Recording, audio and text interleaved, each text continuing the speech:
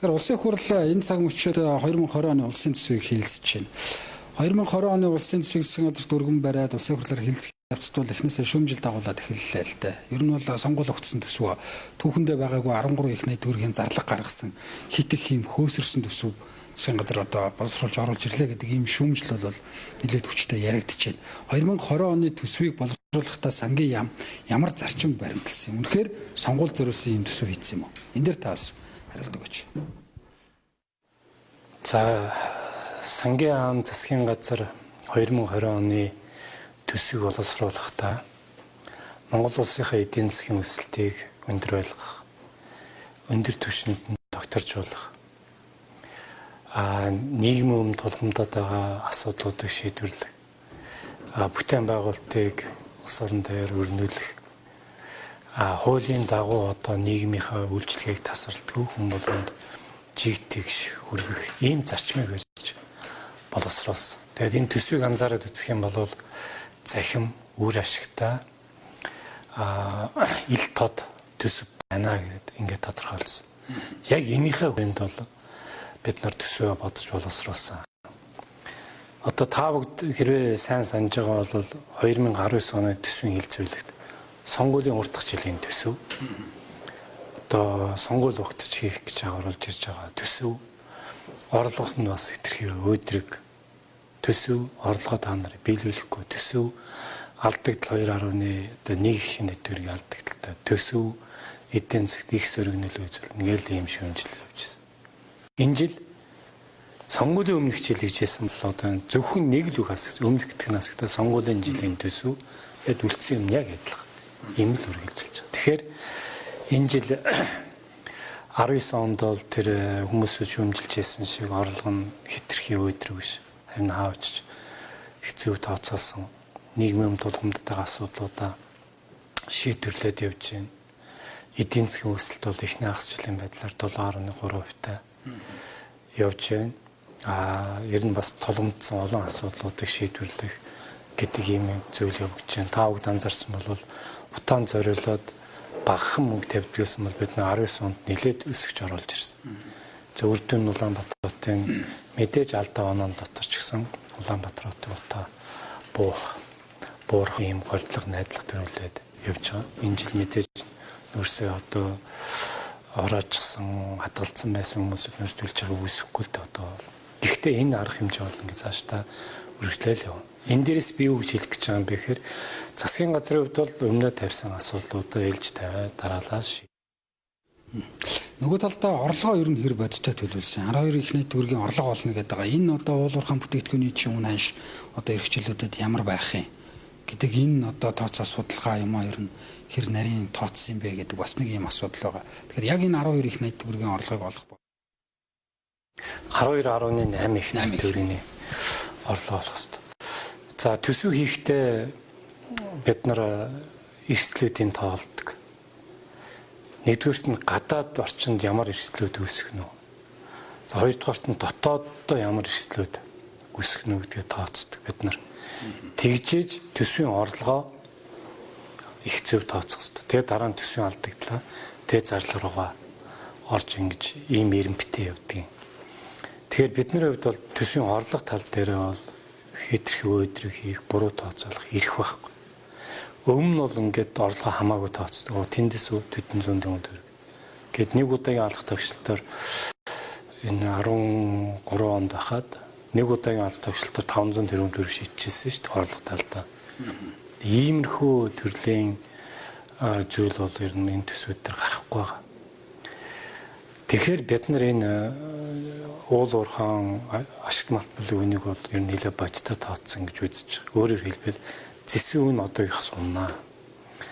Яагаад зэсийн үн унна гэж үзээд байгаа юм бэ гэхээр Америк хятадын хоорондын худалдааны маргаан, улс орнуудын хоорондын одоо хил дээр нэг биеиндээ татвараа нэмэгдүүлж байгаа энэ зүйлүүд нь голдуу технологийн одоо бараа бүтээгдэхүүнүүдийг нэлээд тойроод байгаад байгаа байхгүй хамааралтай. Тэгэхээр зэсийн хэрэглээ бас унах магадлалтай. Тэгээд бид нар зөвхөн өөртөө бас тооцоолсон гадна олон улсын байгууллагуудын төвлөлтүүдийг нэлээд сайн авч үз. Тэгэхээр зэсийнхээ үнэ бол буулгасан. За дээр нь ингээд нөгөө худалдааны дайн, за Хоёрдугаарт нь энэ Brexit биш хэлцээр гүүгээр одоо Европын холбооноос Англиас гарч байгаа холбоотойгоор Brexit үүсэх одоо нөлөөлөл зэргүүдийг бид нар нэлээд сайн тооцож үзэж байгаа. Дээр нь дэлхийн эдийн засгийн өсөлтийн валютын сан дээр энэ ондоо 3.2 гэж хэлсэн бол 3 болгоо тооцчлоо шүү дээ. Энийний нөлөө мөлөг орно гэж бүгдийг тооцож байгаад бид нар орлогоо тооцож байгаа. Гэхдээ дээр нь өөрсдөө бид нар юу хийх вэ? Шинэ хуулийн эрх зүйн орчин ажиллана. Татрын хүрээг бол нэмнэ.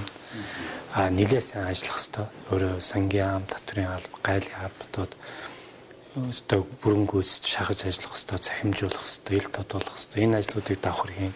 Таавд анзаарч бол бид нэг бомбын шинжилгээ ажлыг бүгд ажлыг эхлүүлчихлээ шүү дээ. Дээр нь хил болгон дээр бид нар эрентхэн гарч байгаа ашигт малтуулаасаа баялаг нэг дээж авдаг, сорцын тогтоодог ийм зүйлийг хэлээд байгаа. Өөрөөр хэлбэл Монгол улсаас гарч байгаа бараанд дээр бид нар яг өөрийнхөө баялагаа бүгднгийн хэмжиж мэддэг бол одоо нэг хичнээн 1000 тонн хэдэн зуунаар 1000 тонн нүрс олгоод алдчихвал байж сулгаад явж байгаа. Тэгэл хуулийн бололтой шалгаж байгаа сурагта өгсөн шалгаал байна гэж.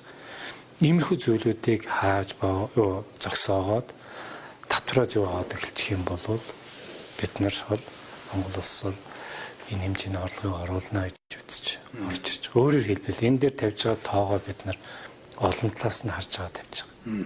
За 2020 оны төсвийн орлого зарлагын тухайд ийм зарчим баримтлсан байж. За ахад нэг шүүмжил явж эхэлсэн. Энэ бол одоо энэ тойргууд дээр хөрөнгө оруулалтын зардлыг одоо маш ялгууртаа тавьсан байна гэдэг ийм асуудал. За ялангуяа одоо энэ ерөнхий сайд засгийн газрын хэрэглэх газрын дарга хоёрын энэ Хинтээ аймаг дээр бол одоо 200 гаруй тэрбум төгрөгийг тавьсан. 230 байсан баха. За тэгээд 20 онд бол 130-ын санхүүжүүлнэ гэх жишээтэй. За таныг бас одоо өөрийнхөө тойрог дээр хэмжээний хөрөнгө оруулалт тавьсан байна гэдэг ийм шүүмжлээ аваад эхэллээ л дээ. Үнэхээр яг тэгээ тавьсан юм уу? Энд чи ашиглан зүйл байгаа юм шүү гэдэг. Биш ийм байгаа. За улсын хөрөнгө оруулалтыг хийхдээ бид нар бас л зарчим барьдаг. Яагаад гэвэл ч одоо энэ дээр чинь тийм өнгөц хандж ерөөсөө болохгүй шүү дээ. Тэгэхээр нэгдүгээрт нь бид нар ямар зарчим тавигдсан бэ гэхээр урд өмнө тавигдсан хөрөнгө оруулалтуудыг бүгдийг дуусгах найд зарчим барьсан байхгүй юу? Тий. Энэ хамгийн гол зарчим байна. Тэгэхээр чин хөрөнгө оруулалтын нэлээд хэмжээ нь эндээ гараад ирж байгаа. За үүний дараагаар концессийн гэрээнүүд байж байгаа. Гэхдээ хөрөлсөхийн засгийн газар байгуулагдсанаас хойш нэгт төрөний концессийн гэрээ байгуулав.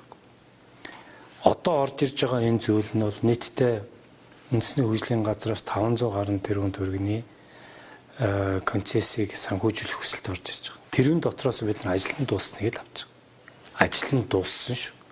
Дуусаагүй байгааг юм биш.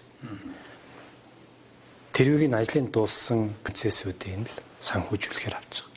Дуусгах гэж байна. Одоо дуусгах төстэй өчиг хүн бага ажил үтсэн гэдгээ бид нар ерөнхийд нь бол авахгүйгээр зөвхөн дуусгахыг аваад тэгэхээр одоо тэр за нэг намайг бол ингээд сум хооронд ингээд хамжуулаад баг концессийн гэрээ хийх гэж нэг тийм яриад илээ шүү дээ.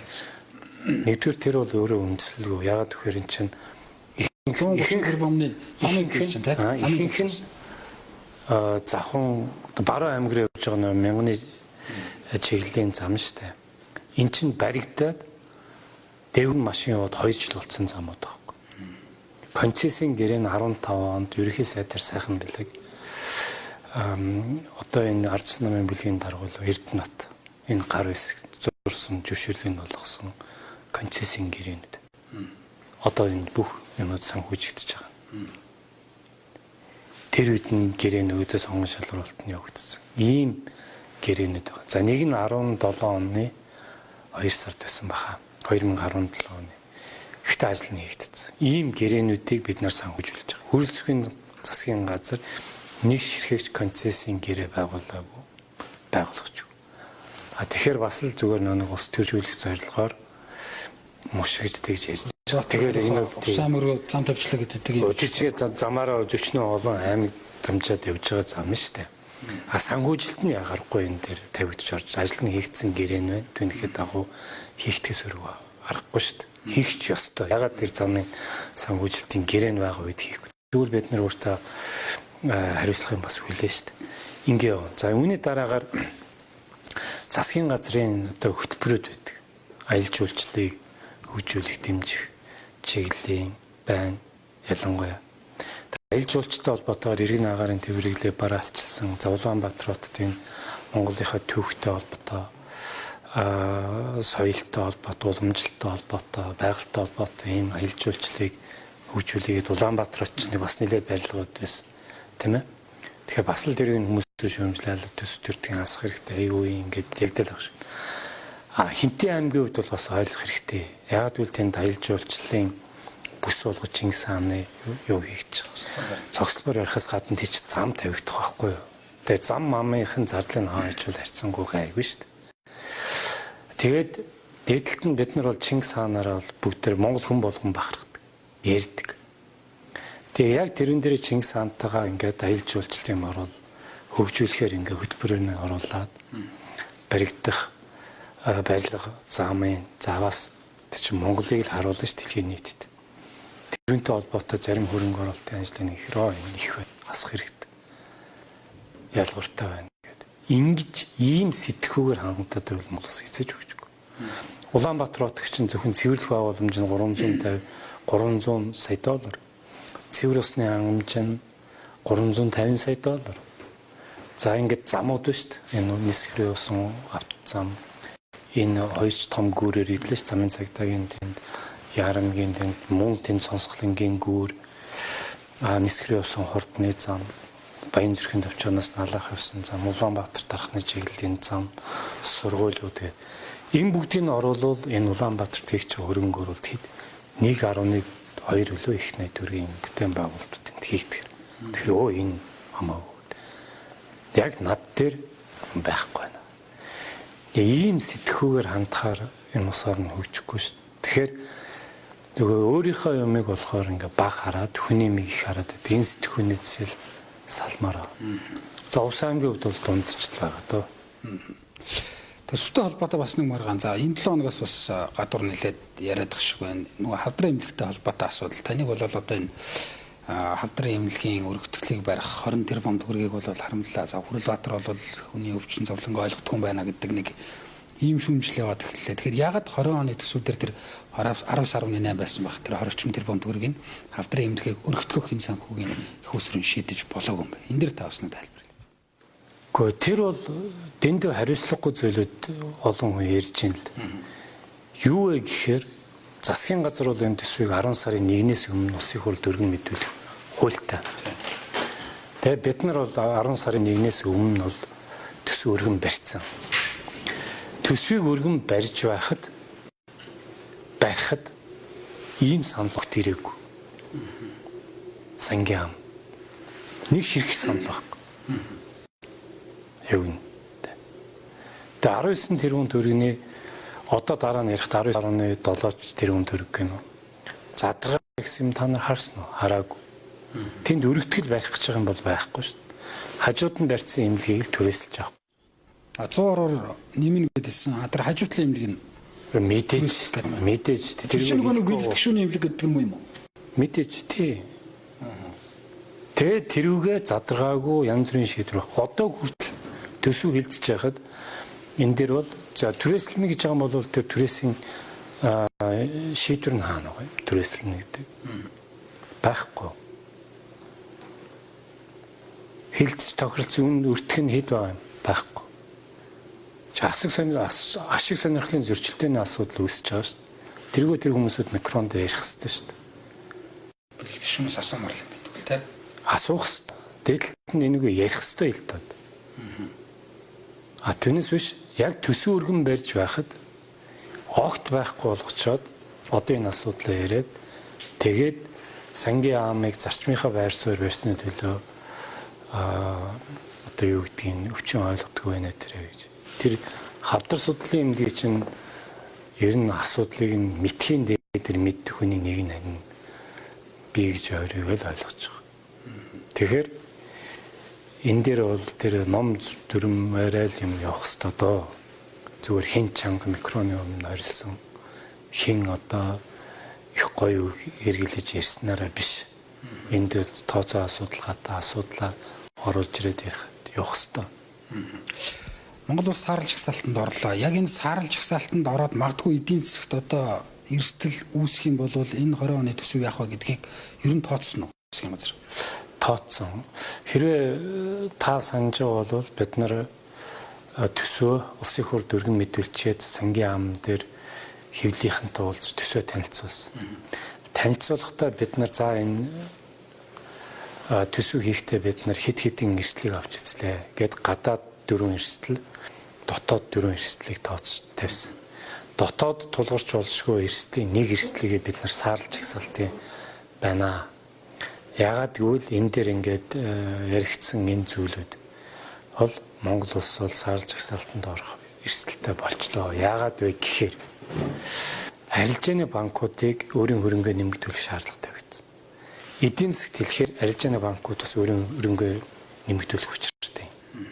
Тэгэхгүй бол эдийн засгийг тэлээд байхад өөрийн хөрөнгө жижиг байгаад байвал энэ арилжааны банкуд чинь эдийн засгийн өсөлтийг дагаж хөгжүүлэх тэр боломж нь алгуулад дараа нь нэрсэл үүсч эхэлдэг. Тэгэхээр арилжааны банкуд өөрийн хөрөнгөө нэмэгдүүлэх ёстой гэдэг шаардлага нь зөвхөн олон улсын валютын сангасаа гадна зүгээр олон улс нийтлэг хэрэгддэг зарчим байхгүй. Тэгэд арилжааны банкуд энэ өөрийн хөрөнгөө нэмэгдүүлэхдээ ил тоодын хууль руу оруулаад заасан.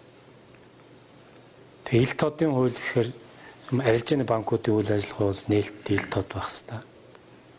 Гэтэл их усрын шалгаж болохгүй хууль руу заачаар энэ банкуудыг шалгаж болохоор болцсон нөхцөл байдал үүссэн байхгүй. Тэгээ банкуудыг шалгахгүй байна гэдэг нь үндсэндээ Монгол улс өөрөө энэ мөнгө угаана гэж нэг их усрын тодорхойгүй хууль бус мөнгийг эдийн засгийн хэрэглэлд оруулахыг хэлээд байгаа шүү дээ. Ийм юм болоод байхад энэ Монгол улсын саарл жагсаалтанд орох нь одоо эрсдэл маш их том болчлоо шүү дээ гэдгийг анхааруулж хэлээд ирсэн. Тийм учраас би хэрвээ та нар анзаарсан бол ярьцлага өгтөө нэг арилжааны банкуд актив өрөнгө нэмэгдүүлсэн юм байна. Шалгах шаардлагатай байна гэдэг ярьцлага өгөөд идвэсэн шүү дээ. Энийг ингээд эн чинь нөгөө хилээд бүх арга дуусчаад би олон нийтэд гарч ярьж гисэн тэр байхгүй. Тэгээд яг энэ одоо голж шалтгаан бол энэ юм ба. Дээр нь хэрэгүүд шийтгэхгүй байна гэдэг ийм зүйлүүд бол нэлээд яригдсан. Энэ ч Монголд ярьлаа шүү дээ. Ийм том хэрэгүүд гараад идэх шийдэгдсэн зүйл баг. Шийдэгдсэн шал өөр юмнууд явцдаг гэдэг ийм зүйл яригдчихсэн учраас яг төсөв хийж явах үед бол бид нарын саарл жагсаалт эрсдэл байна гэдгийг бол мэдчихсэн. За мэдээж гаргах чиглэлээр орохгүй байх чиглэлээр тайлбар өгөх чиглэлээр олон хийгдэж байсан ч гэсэн яг үнэндээ бодтойгоор энэ ийм зүйл болж байгаа. Учраас Монгол улс бол саарл жагсаалтанд орох эрсдэлтэй байсан. Ингээд бид нар тооцоо хийхэд орох юм байна гэж тооцоо хийсэн юм. Саарл жагсаалтанд ороод эрсдэл үүснэ үүсэхгүй гэдэг одоо нийгэмд бас нэг юм хоёр талтай мэдээлэл яваад байна. За яг Монгол банк бол ямар нэгэн одоо юу гэдгийг эрсдэл үүсэхгүй. За тэр иргэдэд олон улсын картуудаа ашиглах боломжгүй ч гэдэг юм уу. Ийм одоо асуудал байхгүй гадны хөрөнгө оруулагчид бидний сарилцаагаа авсан гэдэг ийм асуудал байхгүй гэд. А нөгөө талдаа болохоор одоо юу гэдгийг ялангуяа сошиал орчинд за энэ банкуд ч н одоо юу гэдэг нь гадаад гүйлгээ хийж болохгүй гэд ийм бичиг наацсан байна гэдэг нэг ийм шүүмжил яваад байна. Та энэ дээр яг нэг аль бисны тайлбарыг гэж яг эрсдэл байгаа мó байхгүй юм. За байгаа бол яг ямар байдлаар энэ одоо чинь бидэнд мэдэгдэх юм бэ гэдэг дээр. За хамгийн гол нь энэ дээр би ийм зүйл хэлнэ. За та бүгд анзаарчсан бол бид нар бас энэ төсвөө тодтохгүй эдийн засгийн нэлээд тийм чанга байр суурь баримтлал яваад байна шүү дээ. Энд чинь ямар зорилгоор бид нар ийм юм хийгээд ирсэн бэ гэхээр үндсэндээ л Монгол улсын эдийн засгийн дархлааг бий болгоё гэж үзэж байна. Дархлаатай байж тогтвортой байдаг. Яг бас янз бүрийн савлгаа орж ирнэ шүү дээ. Янз бүрийн одоо эдийн засгийг нэг оргиож болох. Тэрүүнд л Монгол улсын эдийн засаг зүгээр ажирахгүй давж гардаг байх хэрэгтэй байхгүй. Энэ дархлааг бий болгох гэл энэ валютын нөөц 1 тэрбум доллараас одоо ингээд 4 тэрбум доллар орчимд ингээд очлоо өссөн. Төсөв ашигтай гарч. Ирээдүйн сан ингээд 363 өнөөдрийн байдлаар тэрбум төгрөгийг бид нар хоригдлыг бий болгочихсон.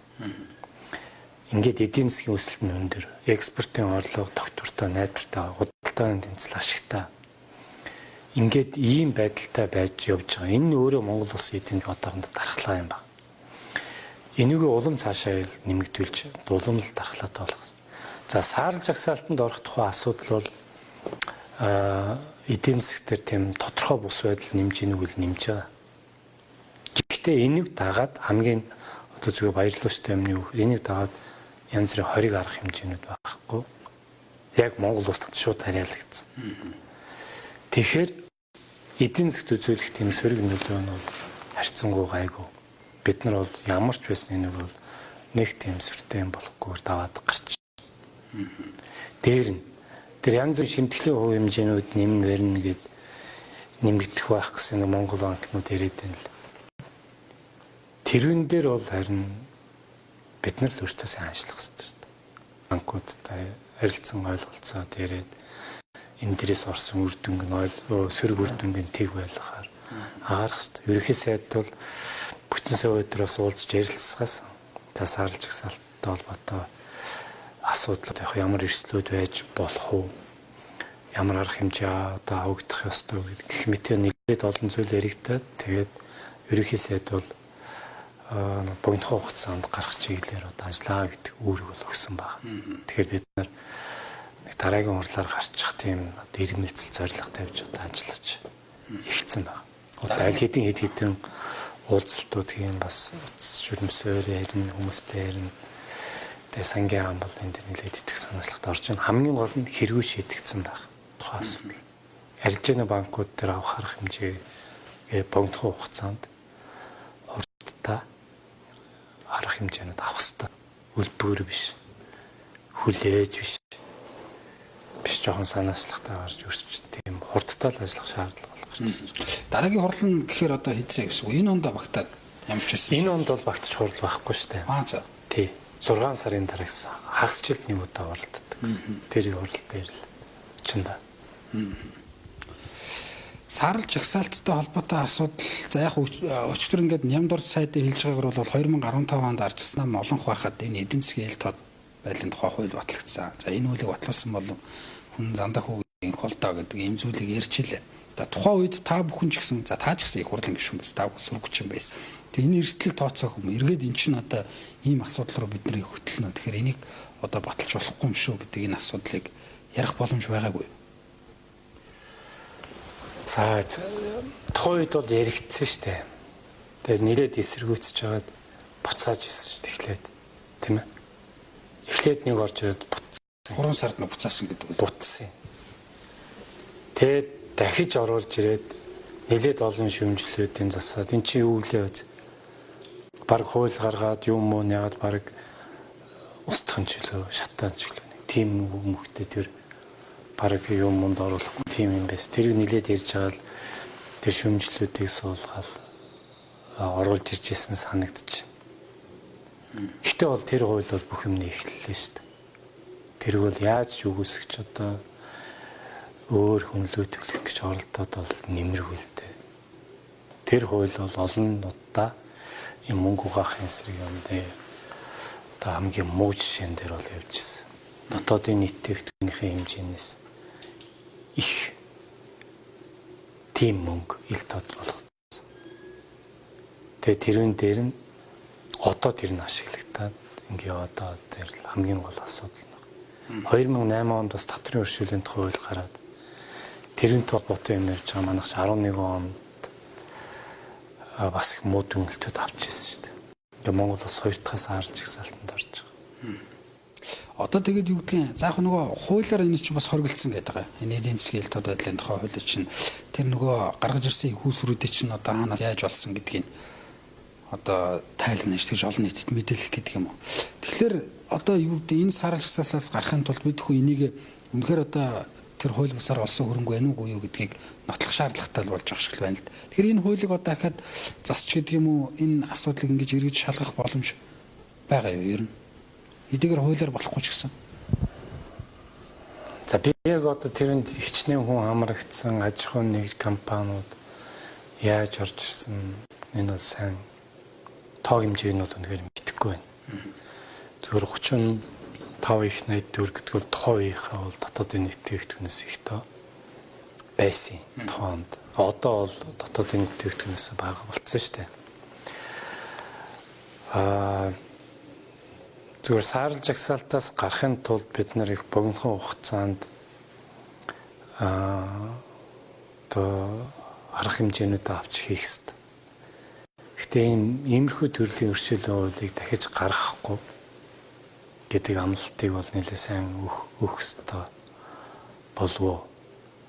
За амлалт өгөхөөсөө гаднаас тодорхой хэмжээний ажлууд зохион байгуулагдах бах. Тэгээд тодорхой ажлын төлөвөө одоо манай яамныхан боловсруулж байна. Тэгээд ийм байдлаар төлөвөө гаргаж ажиллана гэдгээ бас засгийн газар дээр танилцуулъя ажиллана. Бидний урилгыг хүлээж авсан танд баярлалаа. Тэгээд таны цаашдаа ажилд амжилт.